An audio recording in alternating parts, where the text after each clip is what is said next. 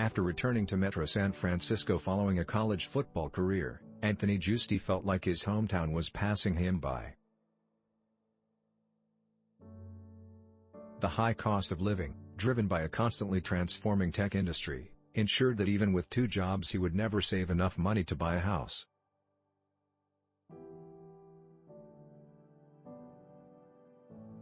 So he started looking elsewhere, settling on Houston just last year.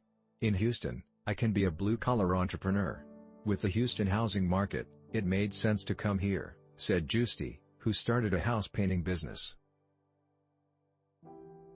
Giusti was one of tens of thousands of residents who vacated some of the nation's biggest, most densely populated and costly metropolitan areas in favor of Sunbelt destinations during the first full year of the pandemic, from mid-2020 to mid-2021, according to new data released Thursday by the U.S.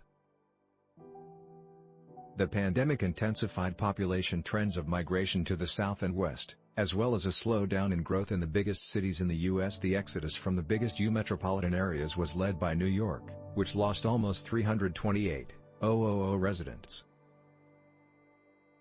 It was driven by people leaving for elsewhere, even though the metro area gained new residents from abroad and births outpaced deaths.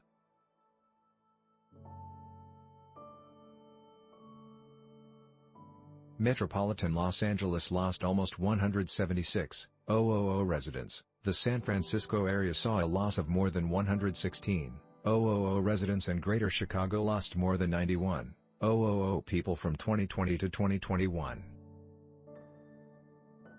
The San Jose, Boston, Miami and Washington areas also lost tens of thousands of residents, primarily from people moving away. On the flip side, the Dallas area grew by more than 97,000 residents, Phoenix jumped by more 78,000 people, and Greater Houston added 69,000 residents, including Giusti.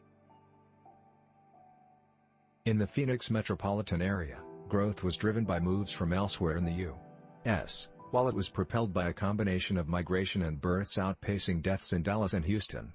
Texas has a thing about it, a romantic thing, with cowboys, and there's the idea here of the Lone Star S.